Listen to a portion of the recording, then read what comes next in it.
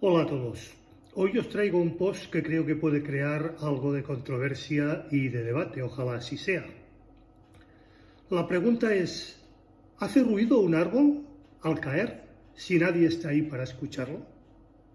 La respuesta de la ciencia y de la filosofía. ¿Qué pasa si alguno cae y no hay nadie allí? Imagina un vasto bosque lleno de árboles altos, algunos de ellos con cientos de años de antigüedad. Uno de ellos, mayor que el resto, ha estado muerto durante tiempo y con el viento empieza a astillarse y en poco tiempo cae. Pero aquí está el enigma. ¿Hará algún ruido al caer si nadie está ahí para oírlo? Es una pregunta engañosa a la vez que simple. Se ha desconcertado a los grandes pensadores durante siglos, y si a ti también te despierta una irresistible curiosidad, estás invitado o más que invitado a explorarlo conmigo. Aunque te advierto, el viaje es largo y te llevará por algunos lugares más que inesperados.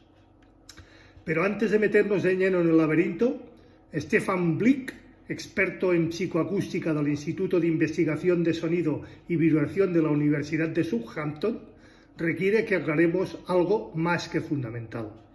Si el árbol cae en el bosque, lo que produce es una ola de partículas que vibran en el aire. Simple y llanamente esto, produce una ola de partículas que vibran en el aire.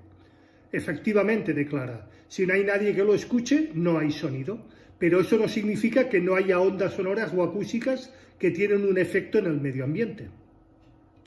Lo interesante para Blick es que la pregunta nos hace pensar en relación entre la física y el mundo exterior frente a lo que ocurre en nuestras mentes. Lo que sucede dentro de nuestras mentes o dentro de nuestras cabezas es privado a la vez que subjetivo. Blick tiene una manera sorprendente de mostrar cuán particular es esa relación entre el mundo exterior y lo que está pasando en nuestra mente.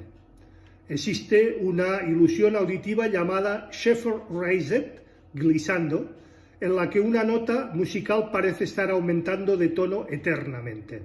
Es una demostración que hace inevitable y obvio que lo que estás escuchando no puede ser verdad. El efecto es como la famosa escalera de Penrose, en la que la sensación de que los escalones constantemente suben o bajan dependiendo de la dirección, cuando de hecho está dando vueltas en círculo o más bien en cuadrados. Conocida también como la escalera infinita o la escalera imposible, es una ilusión óptica descrita por los matemáticos ingleses Lionel Penrose y su hijo Roger Penrose allí por el año 1958. Las escaleras que cambian de dirección 90 grados 4 veces cuando las sensaciones que suben o bajan a la vez, sea la dirección que sea. Su construcción en 3D es más que imposible. El cerebro crea una ilusión para una percepción que no está realmente conectada a los estímulos físicos y es muy difícil identificar qué está pasando realmente. Eso es como si nuestro cerebro creara una historia a partir de un complejo conjunto de estímulos, o en algunos casos, como este, no coinciden con lo que realmente está sucediendo. Eso es porque cualquier cosa que percibamos como sonido es causada por diminutas células pilosas en el oído interno, moviéndose dentro de un fluido en una estructura en forma de espiral llamada cóclea. Cuando las vibraciones agitan el líquido coclear, se desencadenan diminutos impulsos nerviosos, pequeños picos de electricidad que viajan al cerebro. Una vez que algo está en el lenguaje de esos picos, está en el lenguaje del cerebro como electricidad en un ordenador. Lo que percibe depende de su interpretación o de nuestra interpretación. En ese momento deja de ser sonido para ser una traducción. Y ahora, ¿qué opinas? ¿Habrá hecho ruido el árbol al caer? Así que, según Blick, el sonido es algo creado por picos de electricidad en nuestro cerebro. Sin eso, no es más que partículas vibratorias en el aire. Tenemos entonces la respuesta a la pregunta. Si un árbol cae en un bosque y nadie está cerca para oírlo, ¿hace algún sonido? ¿Habrá algún sonido? Quizás. El problema es que el asunto siempre fue un poco más complicado. Nada existe, o nada existe. La pregunta es un experimento del pensamiento filosófico generalmente asociado con un obispo irlandés de allí por el siglo XVIII llamado George Berkeley, quien probablemente se la planteó de esta manera, pero sí escribió sobre la existencia de árboles, o más bien sobre la falta de su existencia. Berkeley tenía una posición extrema sobre la naturaleza de la realidad. Era un idealista que pensaba en la última instancia, si el árbol cae en el bosque sin un observador, no produce ningún sonido, pues los árboles no se caen en el bosque sin un observador, ya que no hay árboles sin observadores. Le explicó a la BBC junto a Eleanor Cox, filósofa de física de King's College en Londres. Para él eran construcciones ideales que dependen de las mentes, o dependen de nuestras mentes. Berkeley fue un filósofo irlandés muy influente que desarrolló el inmaterialismo o el idealismo subjetivo, una teoría de que las cosas no pueden existir sin percibirlas. Según su teoría, las cosas realmente no existen en absoluto sin la presencia de una mente que pueda atender a ellas. Ahora, si no estás de acuerdo o no estás de acuerdo, eres realista y quizá el punto de vista de Berkeley te suena disparatado, pero esa es una idea que brotó de la ciencia en aquella época. Él partió de la idea de que había un mundo fuera y tenían unas propiedades que se veían. ¿La hierba realmente es verde? ¿El cielo realmente es azul? Pero entonces hubo unos descubrimientos curiosos.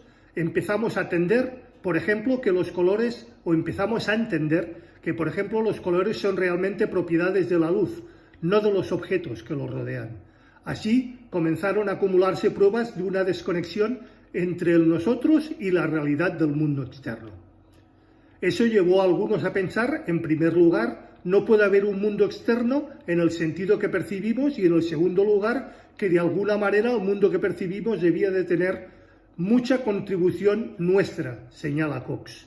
Si los colores no están realmente en el bosque, ¿dónde están? ¿En mi mente? Y si los colores están ahí, ¿cuánto más hay en mi mente? Eso es uno de los lugares de donde proviene el pensamiento idealista. Si los colores son propiedades de la luz, no de los objetos, y cuando los vemos en ellos es una obra de nuestra mente, entonces pensemos. Así que incluso si no estás de acuerdo con Berkeley, puedes comprenderlo. Si algo del color es el resultado de nuestro cerebro interpretando la longitud de onda de la luz, ¿cómo sabemos dónde trazar la línea? ¿Dónde está el límite? ¿Es la vida un sueño? ¿Hay alguna manera de probar que el mundo exterior existe realmente?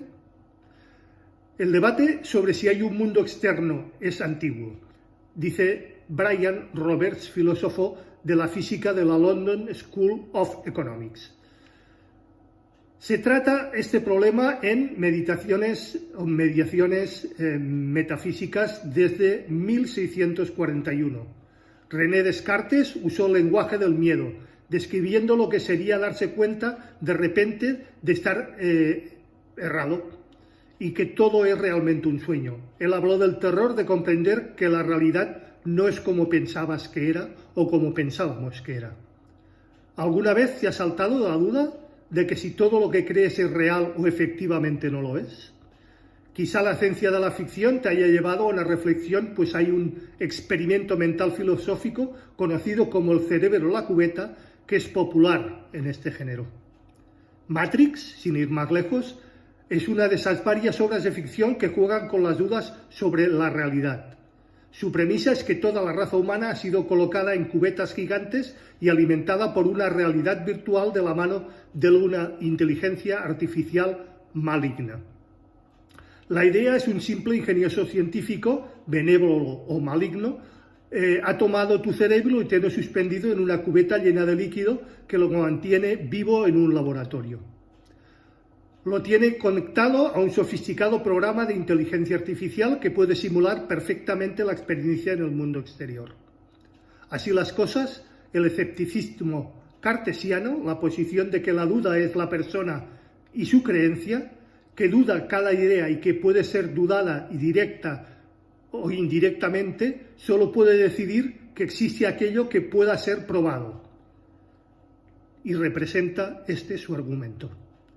Si no puedes estar seguro de que tu cerebro no está en una cubeta, así sea metafóricamente, no puedes descartar la posibilidad de que todas tus creencias sobre el mundo externo sean más que falsas. Dudar seriamente en que en el mundo exterior existo te produce un sentimiento que es el miedo a la psicosis. De hecho, está muy cerca de la experiencia del desapego de la realidad, señala Roberts. ¿No puedes descartar la filosofía? ¿Estás seguro? ¿Puedes probarlo? El gran filósofo escocés David Hume tenía una respuesta. ¡Qué alivio!, ¿no? Para él, la principal y más reveladora objeción al escepticismo excesivo es que ningún bien duradero puede resultar de él. Es decir, si de verdad nos entregamos a la posibilidad de que somos un cerebro en una cubeta, nos costaría existir. Así que antes ese nivel del escepticismo, la primera respuesta debería ser: ¿realmente nos lleva a una buena vida morar en esa pregunta? Responde el filósofo a la física. Suena como rendirse en vez de intentar resolver las dudas. Básicamente la idea es que, como no podemos probar con absoluta certeza que el mundo real existe, externo, no deberíamos seguir insistiendo, es mejor asumir que el mundo existe. Sí, confirma Roberts, con la pequeña salvedad, espero que los filósofos sigan enamorándose de esa gran pregunta, pues cada vez se avanza más en el camino para responderla. Además, es solo un hecho de haberse la pregunta, es hermoso, difícil y humano. Pero no enloquezcamos. Para el propósito de este post, es nuestro bienestar mental. Sigamos el consejo y asumamos que el mundo externo existe. No obstante, sabemos que hay cosas que solo existen en nuestras mentes.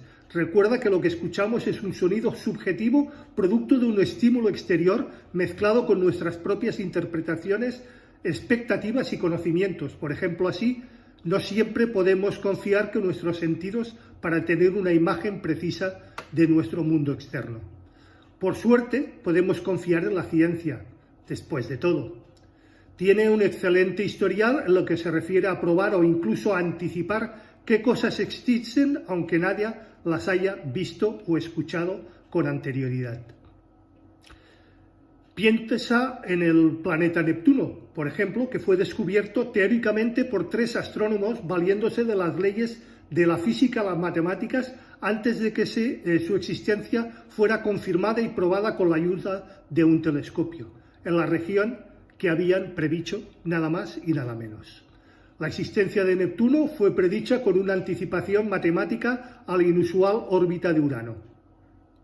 Hay muchos ejemplos de esos en la ciencia. En la cosmología, en una de las cosas que directamente inobservable es la energía oscura, esa sustancia que se afirma existe en todo el universo y que tiene un aspecto o un efecto en su conjunto y su expansión, pero que no podemos detectar directamente porque es demasiado delgada y sutil.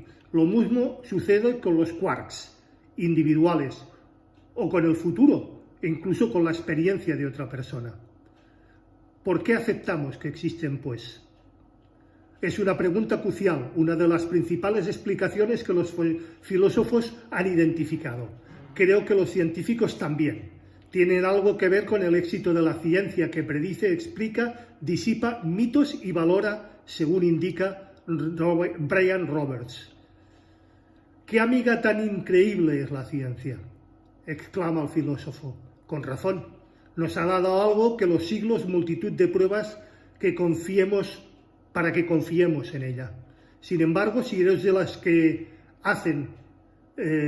puedes determinar en algunos lugares muy extraños, amarrarte a un cinturón, pues vamos a entrar en el mundo de la metafísica cuántica. Agárrate bien al asiento.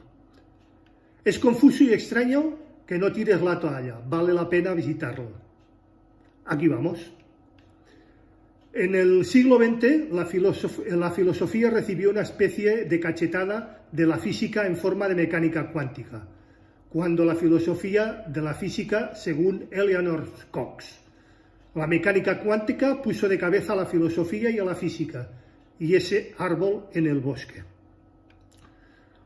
Uno pensaría que algunas de las personas que serían más obviamente realistas, en el sentido de que creen que hay un mundo externo y que existe sin nosotros, estos serían los científicos. Al fin y al cabo son ellos los que experimentan con ese mundo.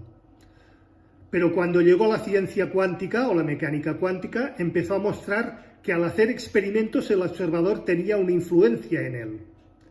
Eso puso tanto a la física como a la filosofía completamente de cabeza y no digamos de culo.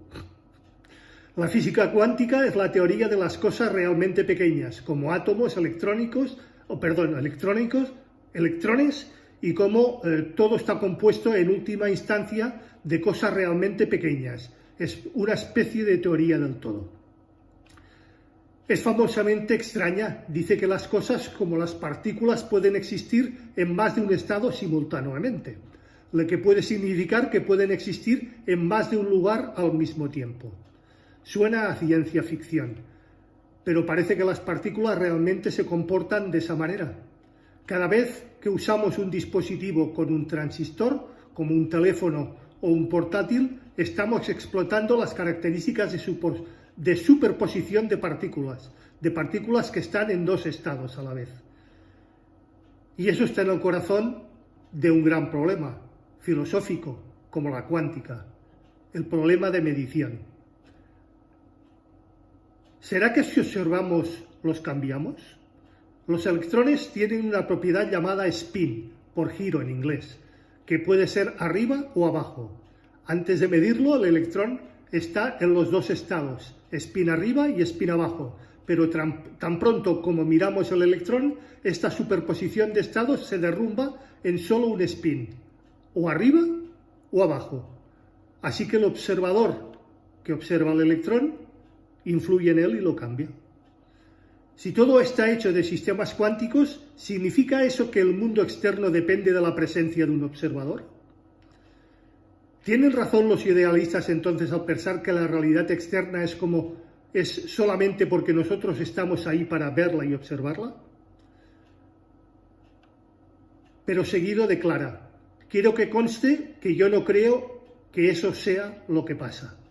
Aquí es donde nos metemos en las aguas profundas de la filosofía y de la física.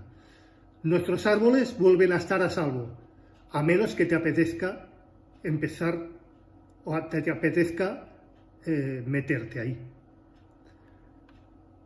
El que vemos dependerá del observador para ocurrir, si es algo que los libros de texto insinúan y así como las grandes medidas, la interpretación de Schopenhauer, la interpretación de la mecánica cuántica considerada tradicional u ortodoxa.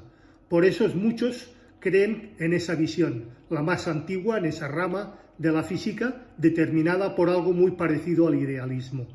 Es decir, explica la filósofa, que tiene a pensar genuinamente que si no hay observadores, eventos determinados como árboles cayendo y haciendo ruido no podrían nunca suceder. Sin embargo, no todos están de acuerdo. Si cae o no se cae, contigo ahí o sintigo ahí. No todo el mundo piensa que el observador es crítico en la mecánica cuántica, añade la filósofa. De hecho, el número de personas que apoyan la interpretación de Schopenhauer ha sido disminuyendo y ha ido disminuyendo a lo largo de los años muy rápidamente. Hay un montón de opiniones de competencia, todas terriblemente extrañas, pero todas concuerdan en que en la última instancia los acontecimientos no dependen de los observadores. No obstante, algunas de estas soluciones implican cambiar sustancialmente la física, por lo que desaniman a muchísima gente. Es una visión un poco loca que quizás hayas oído mencionar, pero quienes la proponen señalan que esta visión es realmente lo que significa la mecánica cuántica. Es una visión en la interpretación de muchos mundos. Si lo aceptas, pensarás que los árboles que pueden caerse o no caerse al mismo tiempo, según explica Knox. El multiverso te parecerá un poco loco, pero es una visión respaldada por la teoría científica más exitosa de la historia.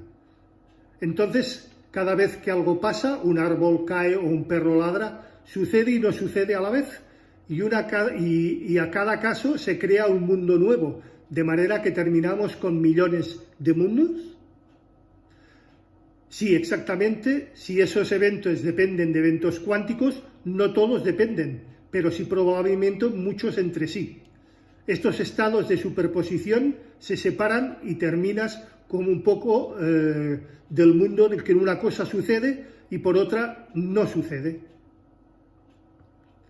Será un poco ridículo, efectivamente, y creo que todos defienden esa interpretación del consciente que es más que alucinante. El problema es que tenemos una teoría física espectacularmente exitosa y que esta es la mejor interpretación de la mecánica cuántica que tenemos. De manera que si realmente te parece demasiado inverosímil, tendrás que encontrar una manera selectiva de no creer en la consecuencia de esta teoría. Aunque quizás quieras tener en cuenta que la mecánica cuántica es a menudo descrita como la teoría más exitosa formulada jamás. Pues por décadas los experimentadores la han sometido a pruebas rigurosas, ninguna de las cuales ha dado, por supuesto, sus dudas y sus fundamentos. En definitiva, concluye la filósofa Eleanor Knox, si quieres ser científicamente realista, si piensas que hay un mundo fuera de nosotros, que la ciencia está describiendo con precisión, tendrás que aceptar que hay múltiples universos paralelos. Este post es una adaptación del programa If a Tree Falls in the Forest, Does It Make the Sound? De la BBC World Service. Y ahora, ¿qué opinas? ¿Hace ruido un árbol al caer si nadie está ahí para escucharlo? Recapacitemos y recapacitemos en profundidad. Como siempre, quedo abierto a cualquier duda, pregunta, aclaración, cuestión o sugerencia por vuestra parte. Será, como siempre, puntualmente respondida. Recordad, si os ha gustado, dadle por favor al like. Es muy importante para el canal. Compartid el post, así ayudaréis a crecer al canal. Suscribiros si no lo estáis ya. Y acordaros de darle a la campanilla gris para que YouTube os avise de cualquier novedad dentro del canal. Muchísimas gracias y nos vemos el próximo viernes en un nuevo capítulo de A las 8 estrenamos. Hasta entonces y felices fiestas a todos.